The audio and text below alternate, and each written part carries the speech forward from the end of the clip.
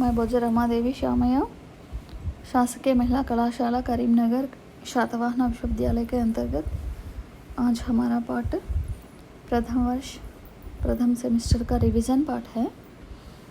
द्वितीय भाषा हिंदी। सदगति कहानी। कहानीकार श्री प्रेमचंद जी। कहानीकार का परिचय देखे तो प्रेमचंद जी का जन्म 1880 में बनारस के निकट लम्ही नामक गांव में हुआ था। इनका असली नाम धनपत राय था। प्रेमचंद उनका साहित्यिक नाम है। वे उपन्यास सम्राट के नाम से प्रसिद्ध थे, जिन्होंने लगभग 1 दर्जन उपन्यास लिखे थे। गोदान उनका प्रसिद्ध उपन्यास था।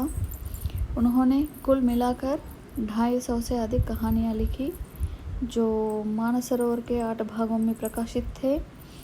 सामान्योन्मुखता, व्यावहारिकता, सरल भाषा शैली और संवेदनात्मक सद्भावनात्मक मूल्य इनके साहित्य में हमको मिलते हैं।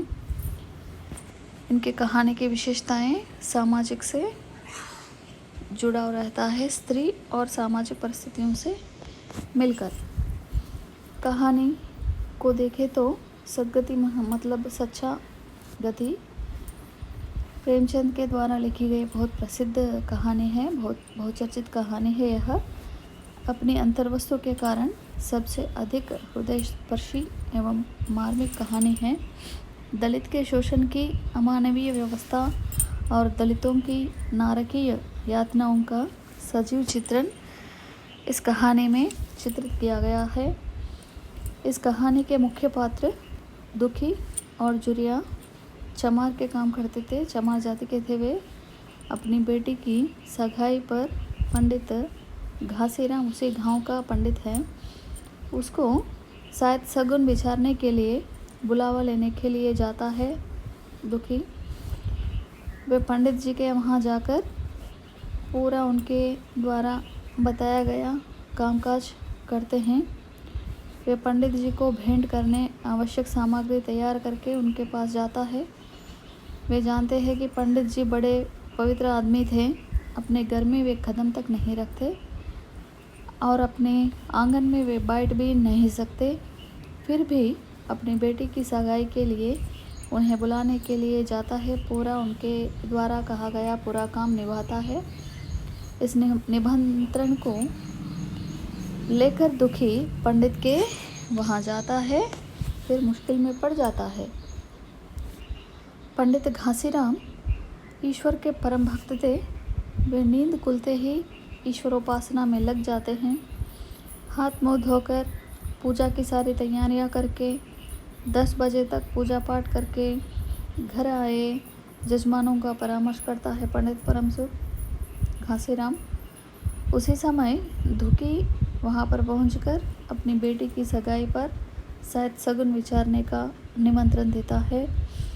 पंडित जी उसे झाड़ू लगाना, गोबर से लीप करना, लकड़ी चीरना, खलिहान में भुसेली करने का काम सौंपा देता है।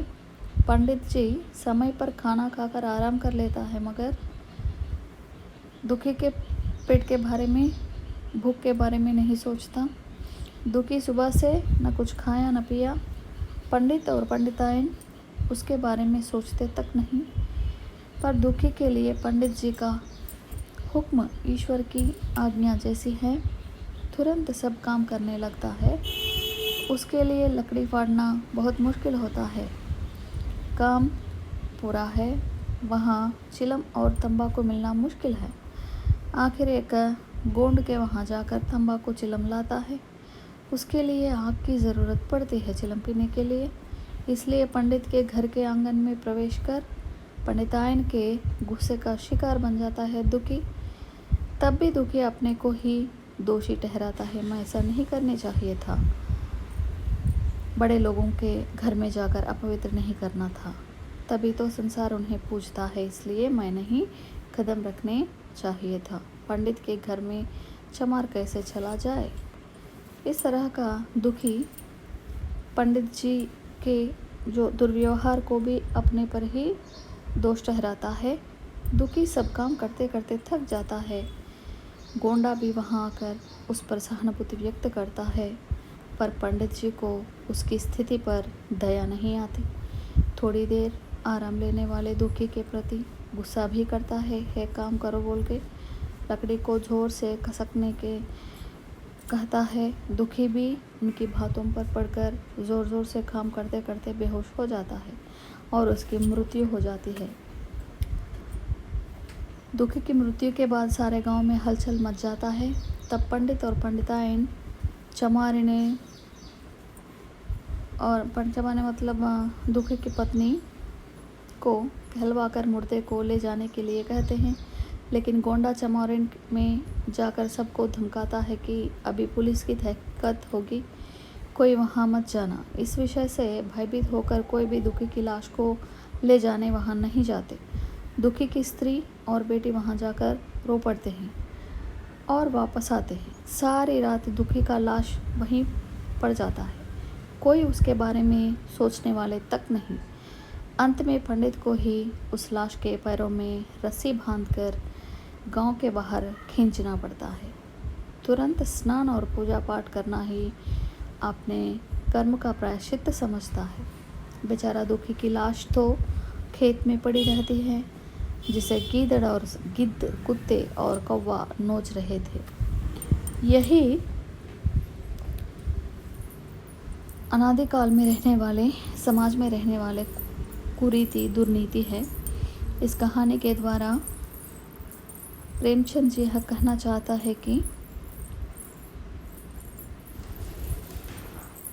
निम्न जाति के लोगों के प्रति उच्च जाति किस तरह का जो जुल्म करता है, उसको काम में उपयोग करके फिर उसके गति स्थिति के बारे में नहीं सोचते। इसलिए दुखी मर जाने के बाद उसका शरीर दुर्गति को प्राप्त करता है, मगर हिंदू संप्रदाय के प्रकार मृत्यु हो जाने के बाद सद्गति प्राप्त होने के लिए अनेक प्रकार के कर्मकांड करते हैं, मगर जिंदा एक आदमी को मरवाते हैं इस संस्कृति। फिर मर जाने के बाद भी उसको कुत्ते को जैसा खींचकर गांव के बाहर फेंका जाता है। तब गिद्ध उस शव को नोच लेते हैं। यह कहा कि नीति है। इस तरह का उन ज़माने में दुर्नीति रहती थी समाज में। अस्पृश्यता के कारण अपने जातिमानों को भी जानवर से भी नीचतम दृष्टि से देखते थे। इस कहानी के द्वारा प्रेमचंद सभी मानव जाति को एक ही शिक्षा देते हैं कि मतलब सीख नीति देते हैं कि मानव जाति एक ही है, मानवता को न भूले। इस तरह का प्रेमचंद की यहाँ कथा निम्न जाति की लोगों की दमन नीति को खंडन करने वाली एक शिक्षा युक्त कहानी है। जय हिंद, सुरक्षित रहो, जय भारत।